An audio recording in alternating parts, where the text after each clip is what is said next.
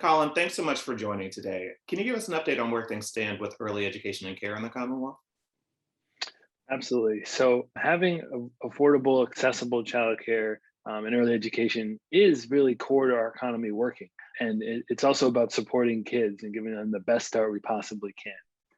And this has only become more highlighted by the situation of the COVID pandemic. And I experienced that as a dad of a kid who was 2 years old at the time. We went about 8 months without having a sort of formal childcare arrangement. And so we were just trying to scramble. And so I know that this is something that parents and families across the Commonwealth are dealing with every single day.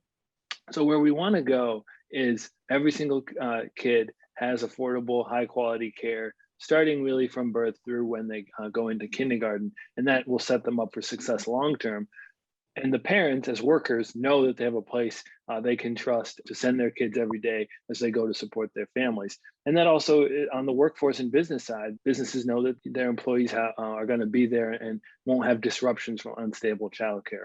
And of course, the last thing we want to do is we want to improve the pay and benefits and working conditions of a workforce that is predominantly women and people of color teaching in early ed classrooms. And so this is all part of a more equitable and prosperous Massachusetts.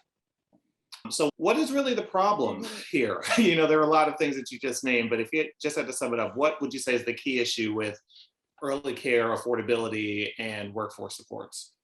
Yeah, I mean, we're falling short on many levels. So it's not affordable. We're not paying teachers enough. We have a situation where, even though this is a really important time of kids' lives, it's a really important function to our economy, we're paying this teacher workforce 30 to 40,000 a year, which means it's chronically underpaid. And you also have a massive turnover of these teachers. And some of them are even participating in the anti-poverty programs. And that's not where we want to be for our teachers.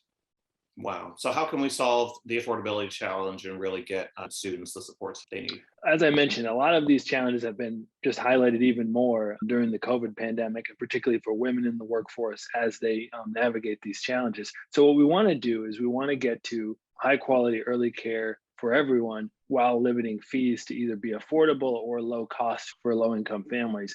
And we have years of research showing that that's going to make a huge impact for kids. And we even have some local examples of cities like Boston, Holyoke, Lawrence, Lowell, and Springfield who have been able to do pre-K expansion and show tons of benefits in terms of academics and achievement. So ultimately, we have to provide funding levels to the amount that will actually get the high quality programs done. We have to cap or limit fees to about 7% of income, which is the standard that's used nationally. So where we want to go is in our K-12 system, this is not going to be something you're going to do overnight.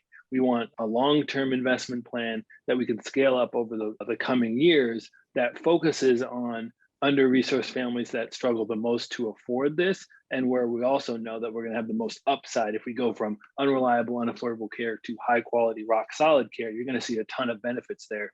And that's going to be extremely transformative.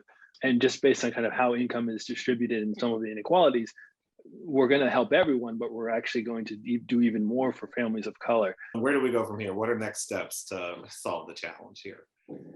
I'd point people to the research report Care for Our Commonwealth on massbudget.org that gets into kind of the specifics of what we need to see. But there's also some grassroots organizers that are really doing a lot of great work. So I would check out the Common Start Coalition, which has been an active group that's really kind of going to be pushing for this over the coming years.